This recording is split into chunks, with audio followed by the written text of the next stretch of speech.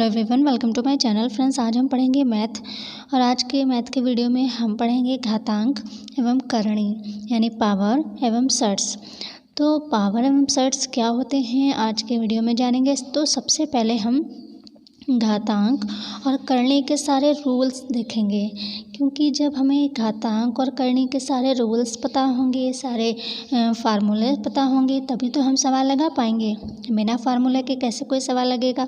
तो सबसे पहले हम घातांक एवं करणी के सारे फार्मूले देखेंगे, सारे रूल्स देखेंगे। और उससे पहले ये देखिए कि घातांक होता क्या है। घातांक, उसको अगर हम समास विग्रह करें इसका, तो घातांक मतलब घात का अंक। कोई भी संख्या के ऊपर जो अंक होता है, जैसे मान लीजिए 4 है और 4 के ऊपर ये पावर में 2 है, तो ये पावर 2 है, इसको घात बोलते हैं ना, 4 की घात 2। तो घात के ऊपर जो अंक होता है घात अंक यानी घात का अंक, तो वो घातांक होता है, पावर होता है। तो हम लोग तो जानते हैं इसको, लेकिन क्या होता है कि घातांक हम लोग समझते हैं कि कुछ और है या उसको टिपिकल बना लेते हैं, ऐसा नहीं है। घातांक के रूल बहुत इजी हैं अगर वो समझ में आ गए तो। और करणी घातांक दोनों आज के वीडियो में पढ़ाएंगे। दोनों के सबसे पहले रूल्स पढ़ेंगे, उसके बाद उसके जो सवाल होते हैं वो करेंगे, ठीक है। तो उससे पहले फ्रेंड्स, हमारे चैनल पर नए हैं तो चैनल को सब्सक्राइब कर दीजिए और साथ ही बेल आइकन को प्रेस करके ऑल पर क्लिक ज़रूर कर दीजिए। तो चलिए फ्रेंड्स, वीडियो स्टार्ट करते हैं। सबसे पहले देखिए कि पावर होता क्या है, यानी घातांक पावर क्या होता है। जब कोई संख्या को बार बार गुणा में लिखते हैं तो वो पावर होती है। जैसे 4 की पावर अगर 2 है तो क्या मतलब है इसका कि 4 को हमने 2 बार लिखा है ना, यही तो होगा। 4 चौक 16 हो जाएगा। मान लीजिए 2 की पावर 6 है, ठीक है। 2 की पावर 6 है तो 2 को हम कितनी बार लिखेंगे, 6 बार लिखते जाएंगे। तो क्या होता है, बार बार किसी संख्या को बार बार जब गुणा करते हैं, उसी संख्या को बार बार गुणा की जाती है, वही पावर होती है। तो इस तरह से ये पावर होती है ना, इसको हिंदी में घातांक बोलते हैं, ठीक है। तो सबसे पहले आपने ये जान लिया कि घातांक या पावर क्या होती है। तो आइए इसका पहला रूल देखते हैं, ठीक है। इसका पहला रूल है a की पावर m, ठीक है। a की पावर m गुणा a की पावर n, ठीक है। तो इसका क्या होगा, a की पावर m गुणा a की पावर n। तो इसको हम अगर हल करेंगे तो कैसे करेंगे, देखिए जब आधार समान होते हैं, ठीक है। जब आधार समान होते हैं तो इन जो आधार समान होते हैं इनको क्या बोलते हैं, ये जो a है, ये a है, इसको क्या बोलते हैं, इनको सजातीय पद बोलते हैं। सजातीय पद यानी सजातीय, नाम से पता चल रहा है, मतलब इसकी ही जाति का ये भी है, यानी ये a है तो ये भी a है।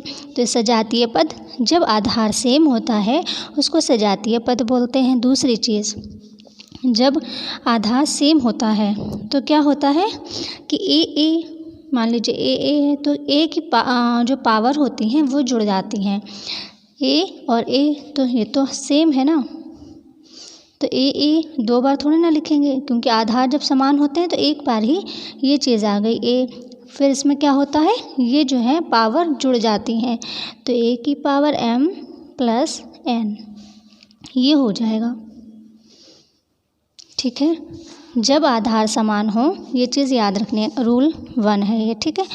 जब आधार समान हो कोई भी संख्या के, जो आगे सवाल पढ़ेंगे घातांक के, आप उसमें देखिए कि अगर आधार समान है, सेम है और उनकी पावर अलग अलग है, ठीक है, तब अगर आधार समान है और पावर अलग अलग है तो पावर जुड़ जाती है। जैसे 2 की पावर 2 गुणा 3 की पावर 2, ठीक है।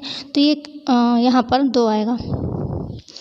मान लीजिए 2 की पावर 2, 2 की पावर 3, ठीक है। तो ये है, तो इसको कैसे हल करेंगे, 2 ये भी है 2 ये भी, आधार सेम है तो सेम एक बार ही लिखना है 2। अब ये 2 और 3 की गुणा नहीं होगी, 3 दूना 6 नहीं हो जाएंगे कि आप यहाँ पर सोचें गुणे का निशान है तो 3 दूना 6 हो जाएंगे, नहीं। जब आधार समान होते हैं तो जो घातें होती हैं, पावर होती है, वो जुड़ जाती है, यानी 2 + 3, तो क्या हो जाएगा, 2 की पावर 3 2 5। ये हमारा आंसर हो जाएगा पहले रूल के हिसाब से। पहला रूल होता है a की पावर m गुणा a की पावर n। तो इसको हम क्या मानते हैं, ये सजातीय पद है क्योंकि आधार सेम है, तो a लिखेंगे और पावर जुड़ जाएंगे a की पावर m प्लस n। यानी एक यहाँ पर मान लीजिए 2 और यहाँ पर इसकी पावर 2 है, यहाँ पर 2 है, इसकी पावर 3 है। तो देखिए 2 की पावर 2 गुणा 2 की पावर 3, क्योंकि आधार सेम है इसलिए सेम लिखा और पावर जुड़ जाती हैं इसलिए 3 2 5 हो गया। यहाँ पर गुणा नहीं होगी, यहाँ पर गुणा होती तो 3 दूना 6 होता, जो कि गलत हो जाता। तो पहला रूल आई होप समझ में आ गया होगा। दूसरा रूल ये था गुणा में। अब देखिए भाग में, मान लीजिए a भाग में है ये, ठीक है, a की पावर m और दूसरा है जो a उसकी पावर n, ठीक है। एक की पावर m एक की पावर n है, ठीक है। इसमें भाग का सवाल है, या इसको इस तरह से भी लिख सकते हैं कि a की पावर m अपॉन a की पावर n, इस तरह से भी लिखा हो या इस तरह से, दोनों ही भाग के ही होते हैं। ये भी भाग का निशान है और ये भी भाग ही माना जाता है, डिवाइड करना होता है दोनों में। या तो इस तरह से लिखा होगा या इस तरह से लिखा होगी कोई भी संख्या, ठीक है। मान लीजिए सवाल में कोई भी संख्या या कोई भी x y या कुछ इस तरह से होगा या इस तरह से होगा भाग में। तो इसका क्या होता है, जब इसमें आधार सेम होते हैं गुणा में तब पावर जुड़ जाती हैं। भाग में क्या होता है, भाग में पावर माइनस हो जाती हैं। देखिए क्योंकि ये सजातीय पद है ना, दोनों सेम हैं, तो दोनों सेम है तो एक बार लिखेंगे, ठीक है। दोनों सेम है तो एक बार a लिखा। अब m प्लस n नहीं होगा, m माइनस n हो जाएगा, m माइनस n ये हो जाएगा, ठीक है। अगर भाग में गुणा में पावर जुड़ जाती है, अगर सजातीय पद है मतलब आधार सेम है। भाग में अगर आधार सेम है तो पावर माइनस हो जाती हैं। जैसे एग्जाम्पल ले लीजिए कोई भी, 2 की पावर 12 भाग 2 की पावर 4, ठीक। तो इसको कैसे करेंगे, क्योंकि आधार सेम है दोनों के आधार सेम है तो 2 ऐसे ही लिखेंगे, पावर में माइनस हो जाएगा। 12 में से 4 गए 8, ये हो गया हमारा आंसर। गुणा में पावर जुड़ जाती है, भाग में पावर घट जाती है यानी माइनस हो जाती है, ठीक है। गुणा में प्लस हो जाता है, भाग में माइनस हो जाता है अगर सजातीय पद है, अगर आधार सेम है तब। रूल 3 देखते हैं।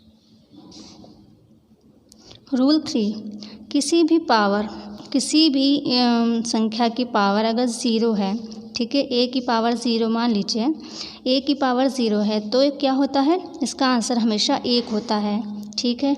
किसी भी संख्या की पावर में अगर 0 है तो उसका मान हमेशा 1 आता है, चाहे वो कितनी भी बड़ी संख्या हो, करोड़ों में हो, उसका मान हमेशा 1 आता है।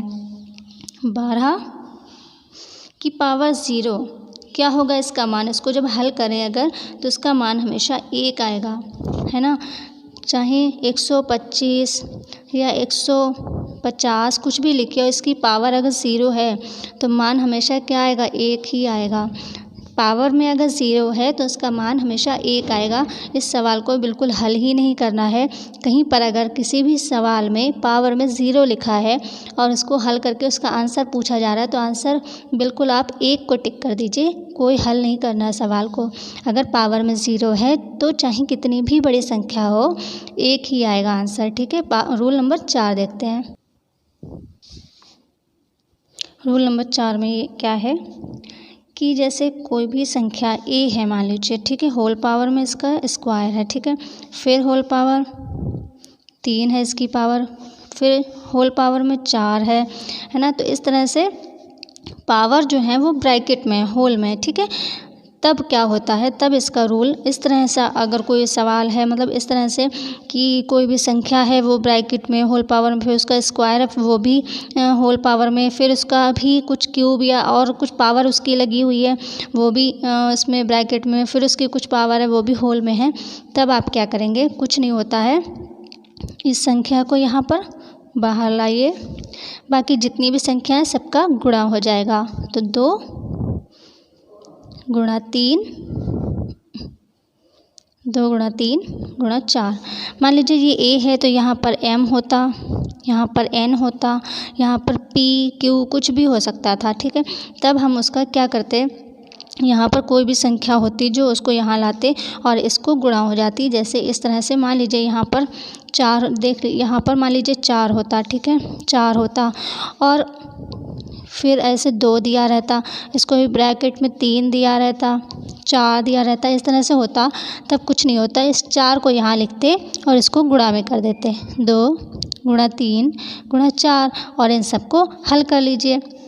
जब इनको हल करेंगे तो क्या होगा, 4 तियाँ 12, 12 दूना 24, तो इसकी पावर हो जाएगी 24 और ये हमारा आंसर हो जाएगा। अगर इस तरह से कोई दिया हुआ है पावर जो है होल में दिया हुई है या ब्रैकेट में दी हुई है तो उसमें बिल्कुल कंफ्यूज नहीं होना, इसमें क्या होती है, गुणा होती है। तो चलिए रूल 5 देखते हैं। आई होप समझ में आ गया, बहुत ईजी है। जब सवाल लगाएंगे तो सारे मेथड उसमें काम आएंगे। तो चलिए रूल 5 देखते हैं। एक चीज़ और देखिए आप कि अगर हमारे ये जो इस तरह से ये हमने ऊपर सवाल देखा था कि आधार अगर समान है, ठीक है, आधार अगर समान है तो पावर भी समान ही होंगी, ठीक है। ये रूल जो हमने देखा था कि पावर में प्लस हो जाता है, ये रूल सही है। और इसमें क्या होता है, अगर मान लीजिए कहीं पर कुछ इस तरह का सवाल दिया है कि जिसमें आधार समान है और एक की पावर में संख्या नहीं दी है, मान लीजिए x दे दिया है, दूसरे की पावर में संख्या दे दी है, तो उस x का मान कितना होगा जो इसकी पावर में लिखा है, क्योंकि बराबर होते हैं। जब आधार बराबर है तो पावर भी बराबर होगी। जैसे मान लीजिए 2 की पावर x है और गुणा 2 की पावर 5 है, तो इसका क्या होगा, जब आधार समान है, बराबर है, तो ये भी पावर भी बराबर होगी। तो इसका क्या हो जाएगा, x बराबर 5 हो जाएगा, ये आंसर हो जाएगा, ठीक है। जब आधार बराबर है तो उसकी पावर भी बराबर होती है। अगर आधार बराबर नहीं है तो उसकी पावर कभी बराबर नहीं हो सकती। अगर आधार बराबर है तो उसकी पावर भी बराबर हो जाएगी। जैसे 2 और 2 के 2 बराबर है तो x की पावर 5 हो जाएगी, क्योंकि x मतलब x बराबर 5 हो जाएगा, क्योंकि x के 5 भी बराबर हो जाएगा, ठीक है। तो ये चीज़ देख ली होगी। अब देखिए रूल नंबर 5 देखते हैं। रूल नंबर 5 में क्या है कि अगर रूल नंबर 5 में पहले शायद दिख नहीं रहा था आप लोग को, चलिए देखिए दूसरा रूल है हमारा 5वां नंबर कि अगर कोई भी संख्या के पावर अगर माइनस में है, जैसे a की पावर माइनस m, ठीक, a की पावर माइनस m है, तब हम क्या करेंगे कि मान लीजिए किसी भी संख्या में ऐसा है कि पावर माइनस में है, तो उसको पॉजिटिव बनाने के लिए क्या किया जाता है, उसको नीचे लिख देते हैं। जैसे 1 बटे, तो ये माइनस ख़त्म हो जाएगा और ऐसे ही m हो जाएगा, ठीक है। कोई भी अगर माइनस में है, पावर माइनस में है, उसको पॉजिटिव बनाने के लिए ऐसे नीचे लिख देते हैं, ठीक है। और अगर दूसरा देखिए, मान लीजिए 1 बटे ऐसे जो है माइनस m है यहाँ पर, ठीक है, तो जब ये ऊपर जाएगी तो पॉजिटिव हो जाएगी, ठीक है। जब ये ऊपर जाएगी तो पॉजिटिव हो जाएगी, नीचे आएगी तो माइनस हो जाएगी, मतलब चेंज हो जाता है, प्लस माइनस चेंज हो जाता है। पावर में माइनस है, देखिए अगर किसी भी संख्या के पावर में माइनस में पावर है, ठीक है, तो उसको पॉजिटिव बनाने के लिए हम इस तरह से लिख सकते हैं इसको, मतलब नीचे ले आएंगे तो पॉजिटिव हो जाएगा। मान लीजिए कोई ऐसी है कि वो नीचे लिखी है और माइनस में है, तब हम उसको पॉजिटिव बनाने के लिए उसको ऊपर ले आएंगे, मतलब ऊपर ले आने का मतलब है a की पावर m कर दिया। ये हो गया हमारा माइनस और प्लस वाला रूल, मतलब पॉजिटिव और नेगेटिव बनाने वाला रूल। रूल बहुत छोटे छोटे हैं, सिंपल हैं, बस उसको ध्यान में रखने की बात होती है कि सवाल हमारे सामने है और हमें याद आ जाना चाहिए कि इस सवाल में कौन सा रूल लगेगा, ये चीज़ इम्पॉर्टेंट होती है। रूल बहुत छोटे छोटे हैं। तो अगर किसी भी संख्या की पावर माइनस में है तो उसको पॉजिटिव बनाने के लिए हम इस तरह से नीचे लिख सकते हैं, ठीक है।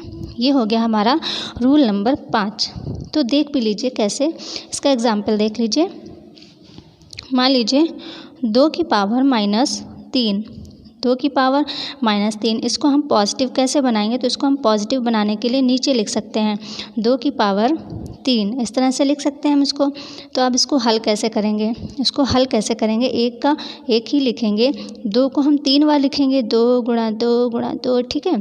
तो 2 दूना 4, 4 दूना 8, तो यहाँ पर आ गया 8 और ये हो गया हमारा आंसर। तो अगर इस तरह का कोई सवाल है तो इस तरह से हल हो सकता है। माइनस में है, देखिए यहाँ पे पावर माइनस में है, इसको पॉजिटिव हमने इस तरह से बनाया और इस तरह से इसको हल कर दिया, तो ये हो गया हमारा इस रूल के हिसाब से सवाल लग जाएगा।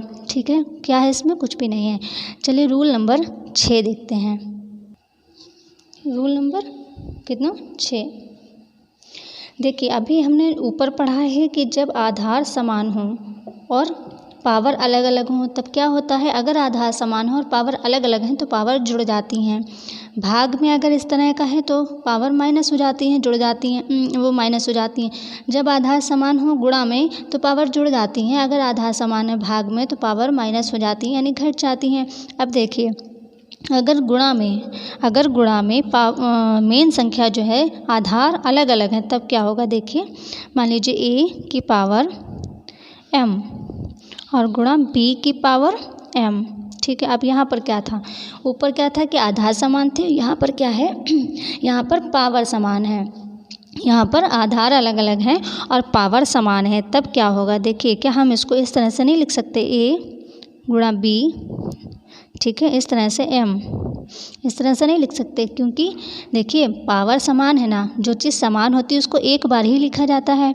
अब यहाँ पर a गुणा b यानी ये दोनों आधार जो हैं अलग अलग हैं, तो आधार अलग अलग हैं तो a गुणा b होल पावर में लिखा और इसको m जो है यहाँ लिख दिया। इस तरह से नहीं लिख सकते, क्या लिख सकते हैं, मान लीजिए इसका कोई सवाल लेके देख लेते हैं एग्जाम्पल। जैसे 2 है, 2 की पावर 2 गुणा 3, 3 की पावर भी 2, क्योंकि हमने यहाँ पर a और b यानी अलग अलग है तो इसमें भी अलग अलग ले लिए, पावर सेम है पावर सेम ले ली। ठीक है, ये हमारा रूल नंबर 6 है।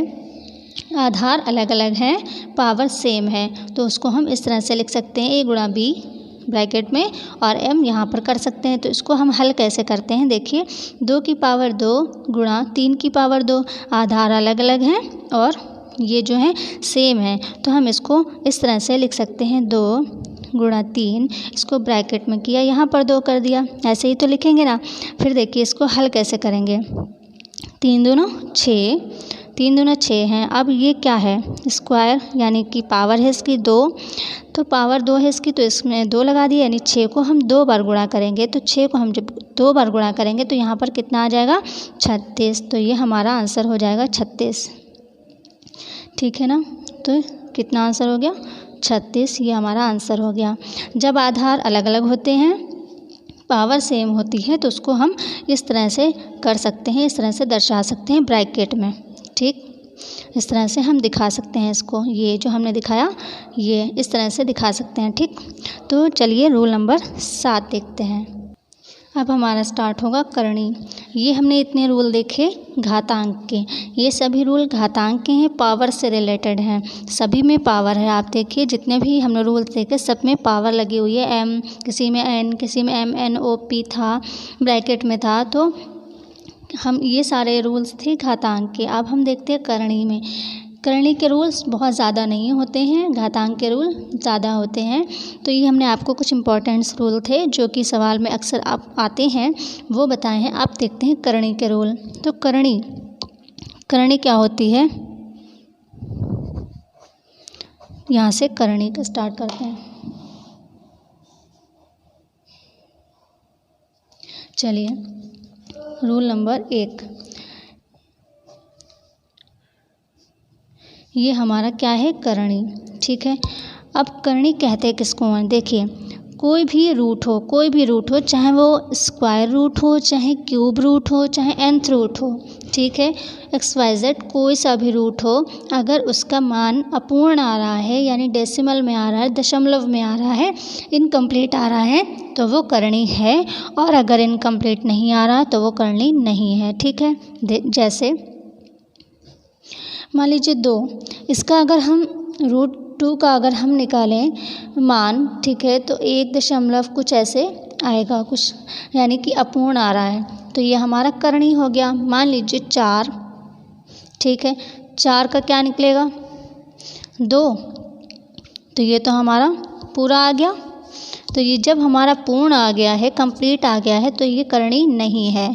ठीक है, करनी की ये हमने सवाल को बिल्कुल एग्जैक्ट हल नहीं किया, एक आपको एक वो बताया, आइडिया बताया है कि ये हल करने पर यहाँ पर कुछ और भी आ सकता है। ये सिर्फ एक यहाँ पर एग्जाम्पल दे रही हूँ मैं कि अगर कोई भी रूट हो, nth root, square root, cube root, कोई भी रूट हो, अगर उसका मान अपूर्ण आ रहा है यानी कि इनकम्प्लीट आ रहा है, यानी डेसिमल में आ रहा है, इस तरह से डेसिमल में आ रहा है यानी कि दशमलव में आ रहा है, पॉइंट में आ रहा है, तो वो करनी है। अगर उसका एग्जिट मान आ रहा है, बिल्कुल कंप्लीट मान आ रहा है, उसका कोई डेसिमल में नहीं आ रहा है, बिल्कुल पूर्ण मान आ रहा है, तो वो करनी नहीं है। एक चीज़ क्लियर हो गई कि करनी क्या है। मान लीजिए करनी का कोई सवाल दिया हो और उसमें रूट में कुछ ऐसी संख्या हो जिसका मान पूर्ण आ रहा हो, तो आप उसको करनी नहीं कह सकते, वो सवाल ही गलत होगा, क्योंकि वो करनी का सवाल नहीं हो सकता। ठीक है, तो सबसे पहले आपने ये जान लिया कि करनी क्या है। अब देखिए स्क्वायर रूट, क्यूब रूट तो आपको पता है, nth रूट क्या होता है, ये जो इस तरह से n दे रखे होते हैं यहाँ पे, इसको nth रूट बोलते हैं, इसको nth रूट बोलते हैं, और हिंदी में इसको बोलते हैं nवां मूल, a का nवां मूल, a का nवां मूल। ठीक है, इसको हिंदी में बोलते हैं। अगर हम इसको इस तरह से लिखें, मान लीजिए 6 है यहाँ पर और यहाँ पर 4 है, ठीक है, तो हम इसको क्या बोलेंगे, 4 का छठवां मूल, है ना, हिंदी में बोलेंगे ना 4 का छठवां मूल, इसी को nth रूट बोलते हैं, nth रूट बोलते हैं इसको। ठीक है, तो nth रूट ये हो गया। स्क्वायर रूट, क्यूब रूट तो आपको पता होगा। करनी वो है जिस कोई से भी रूट का अगर मान अपूर्ण आ रहा है तो वो करनी है। चलिए इसका रूल देखते हैं, चलिए करनी का रूल देखते हैं। जैसे ये मान लीजिए a है यहाँ पर, देखिए ये करनी का रूल है एक, कि जब यहाँ पर कुछ ना लिखा हो, ठीक है, जब यहाँ पर कुछ ना लिखा हो तो यहाँ पर हम कितना मान लेते हैं, यहाँ पर हम 2 मान लेते हैं, कि हर तरह के, मतलब कुछ भी लिखा हो यहाँ पर और यहाँ कुछ ना लिखा हो, तब हम क्या करते हैं, यहाँ पर 2 मान लेते हैं। ठीक है, 3, 4, 5 और कुछ नहीं है, सिर्फ 2।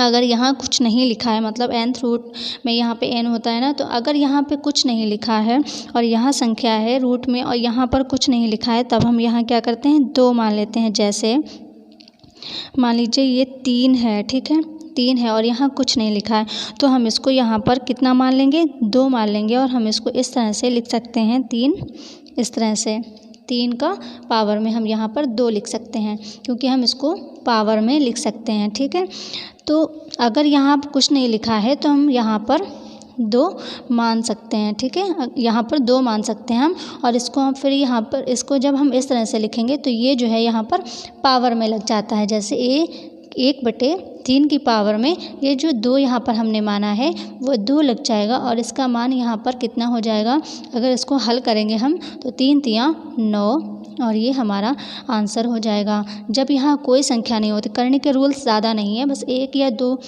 ऐसे ही रूल्स हैं, ज़्यादा रूल्स नहीं हैं, कि अगर यहाँ पर कुछ नहीं लिखा है तब हम यहाँ पर 2 मान लेते हैं। जो और भी रूल्स हैं जो थोड़े बड़े लेवल के हैं वो अगले वीडियो में बताएंगे हम।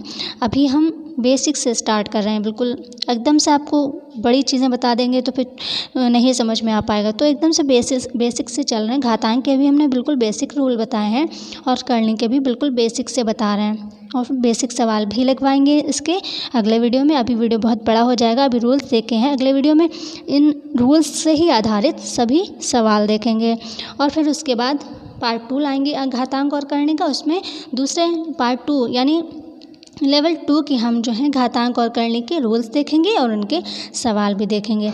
जब हम कोई भी चीज़ को एकदम बेसिक से पढ़ेंगे तभी वो अच्छे से समझ में आएगी। तो करनी में अगर यहाँ पर कोई संख्या नहीं है तो हम यहाँ पर 2 मान सकते हैं।